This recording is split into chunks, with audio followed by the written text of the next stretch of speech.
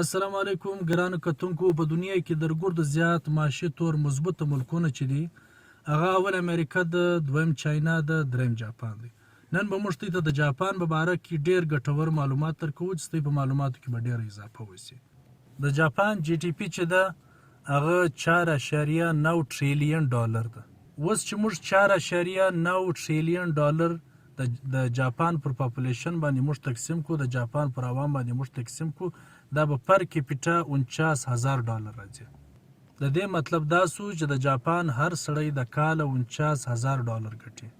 اوس که چیرې موږ د 49,000 ډالر ته حساب وکړو په پاکستاني روپۍ کې، دا 1.32 کروڑ روپۍ راځي.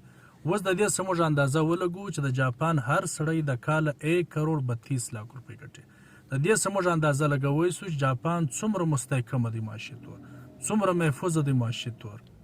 نو راځئ ګرانو کتونکو چې نن موږ د جاپان د کامیابۍ راز معلوم کړو چې جاپان په دومره مختصره وخت کې دومره ډیره ترقي څنګه وکړه.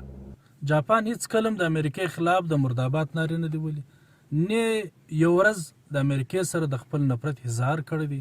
جبکې موږ په خبرې چې په 1945 کې په دویم جنگ عظیم کې امریکای پر جاپان باندې یو اټم بم نه بلکې دوه اټم بم پر وغورځول، پر ناګاساکي باندې، پر هیروشیما باندې. د دې دوه اټم بمانو په نتیجه کې هیروشیما، ناګاساکي مکمل طور د صفای هستې سره میټاو سو، د مځکې د سره سره میټاو سولو، او د دې دوه اټم بمانو په نتیجه کې 2 لکه کسان مړه سولو، او ډیر خلک په زرګونو خلک جسمانی طور مکمل طور چې معذور سولو. دا دومره غټو تاوانو باوجود د جاپان د یو سړي سره ورځ چا پوښتنه وکړه چې ته یو وخت هم د امریکای خلاف د مردابات نارې نه کوه، نه د هغو سره ته د خپل نفرت اظهار وکړي.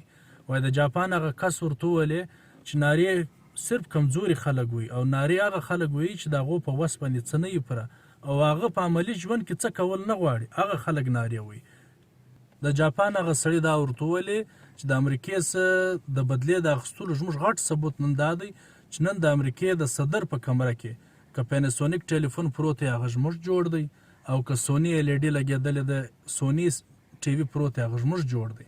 نو در دې بالا غټ ثبوت چیست چې د دوی په دفترانو کې د دوی په ملک ټول شان زموږ استعمالیږي. ګرانو کتونکو جاپان ته خپل دشمن معلوم سو، هغه دا سوچ فکر وکړي چې په زنده‌باد په مرداباد سره او د جنډۍ او د پتلې په سوځولو سره یو ملک ته موږ شکست نه سور کوي. هغه د خپل اپس کې دا مشوره وکړه که موږ چیرې یو ملک ته شکست ورکوو، موږ به معاشي طور خپل ځان مضبوطه کوو چې ټوله دنیا موږ ته مجبور شي، او موږ ټوله دنیا ته نسو مجبوره. اوس ګرانو کتونکو یو خو جاپانو چې هغه خپله بدله په کوم انداز سره واخیسته، یو موږ خپل ملک ته وګورو. زموږ ټوله ژوند په څه کې تېر شوی؟ زموږ ټوله ژوند د امریکای خلاف تېر شوی دی په زنده‌باد په مرداباد کې، د انډیا خلاف تېر شوی دی په زنده‌باد په مرداباد کې، د اسرائیل خلاف تېر شوی دی په زنده‌باد په مرداباد کې.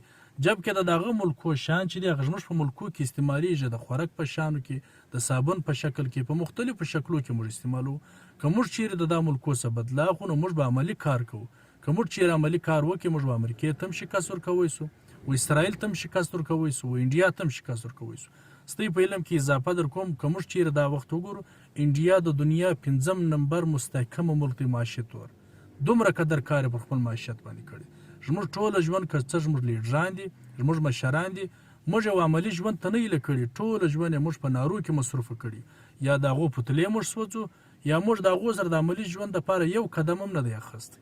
نو ګرانو کتونکو زموږ دپاره اوس دا پکار دی چې موږ خپل ژوند عملي جوړ کړو، او عملي طور یو کار وکړو، خپل ځانونه داسې جوړ کړو لکه څنګه چې د جاپان یو کس د کاله 1.32 کروڑ روپۍ ګټي. موږ کم سے کم 32 لاک خو وګټو، او دغه تره که موږ چیرې دا غواړو چې موږ په دنیا کې خپل سر پورته وساتو، او خپل په دنیا کې موږ ته خلک د عزت په نظر سره وګوري، موږ به خپل عملي ژوند شروع کوو چې موږ ټولې دنیا ته شکست ورکړو.